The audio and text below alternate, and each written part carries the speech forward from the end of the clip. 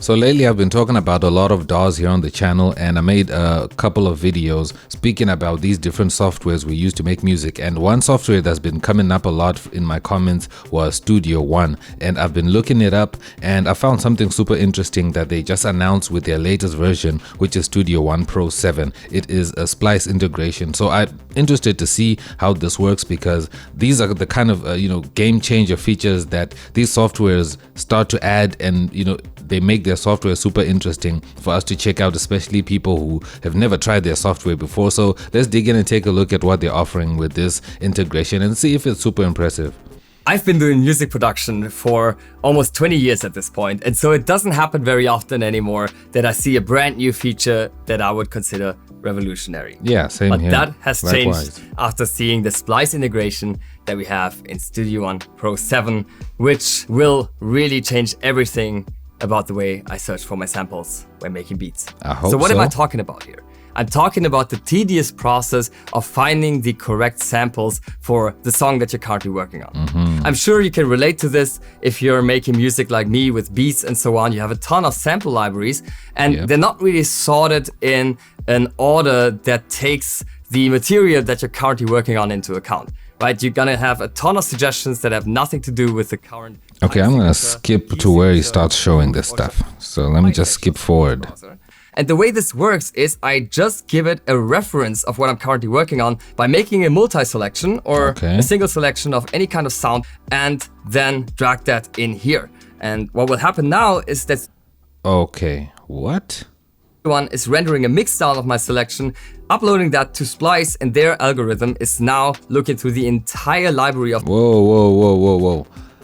I really don't know how to feel about that, because if I'm going to be dragging something I'm working on and then uploading it to Splice, what is Splice doing with that data? What are they doing with this? Because now I'm sending them my file, right? How safe are my musical parts with Splice? Do they have any way they can tell us exactly what they're doing with our sounds? If I drag them and I drop them into Splice, and then their algorithm or whatever uses those sounds, does it discard them and delete them afterwards, or does it keep them and do something with them? I might be overthinking this, but I get the idea that they want it to listen to the music you're working on, so that it can understand it and pick up what it sounds like, and then suggest some sounds to you. I get that, but I might be overthinking this, but you let me know down in the comments below. It feels very strange to me. To find the perfect fit. Now, it's important to note that the AI that's working here is not generating the music for us. It's just accelerating the search to find the human recorded music available on Splice. Okay, so it's to just me, searching. that is really the perfect way of using AI, because I don't want AI to do the art for me. I want the AI to do the tedious work of the process, so that I can have a much shorter distance between my initial idea and its realization. Understandable. So here is all the material that Splice has now come up with.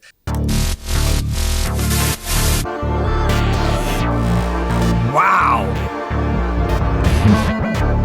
And I'll notice very quickly that all of this stuff is actually matching in terms of rhythm, but also in terms of key, which is such a game changer.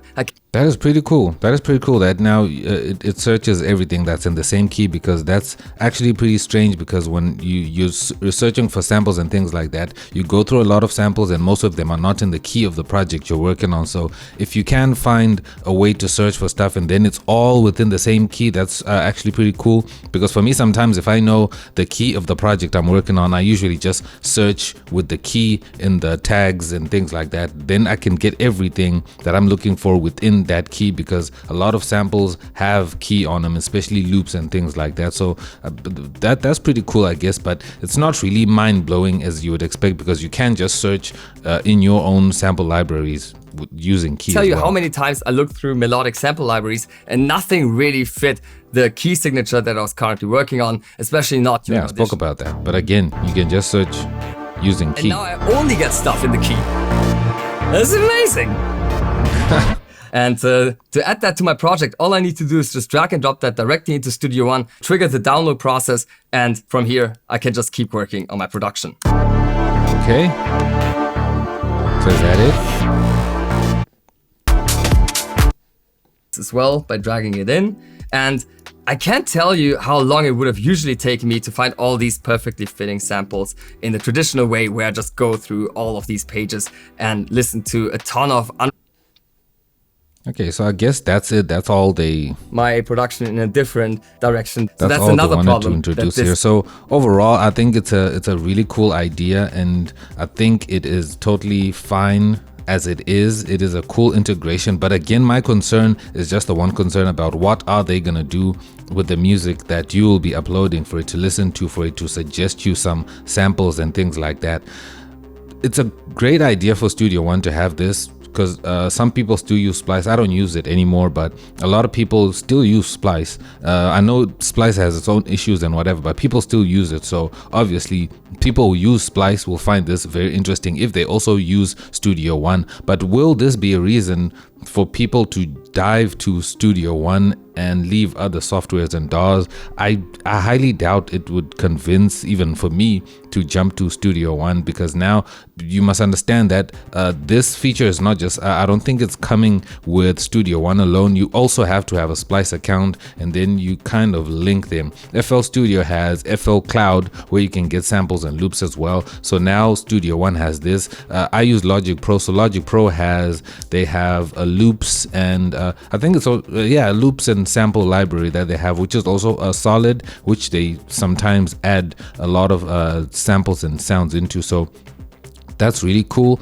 So I think they just wanted to add this so that they can kind of keep up to date with, how all these softwares are going. And I saw another video where they said that they also added stem separation. So I think with all these softwares, they compete when it comes to these features to see that they are not lacking a feature that is in another DAW as well, so that they keep on going like that. So I thought this integration was gonna come with even more, but I see that what they're just trying to do is just help you search through the Splice library to find stuff that fits the project you're working on. But you know what would be a game changer though? You know what would be crazy though? Oh my god. If they can do the same thing, but searching through your own libraries of samples and loops, that would be crazy. That would be a game changer. Instead of just using this system to search through Splice alone, imagine if you could search through your whole library, like your whole hard drive or your folder where you have all your samples and loops, and then it can like find sounds that match with your current project.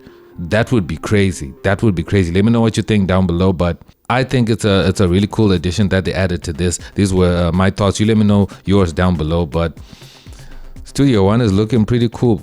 I'm still gonna look into it and see what it has to offer, but Studio One people, let me know about this. I'm X and I'm out. Peace.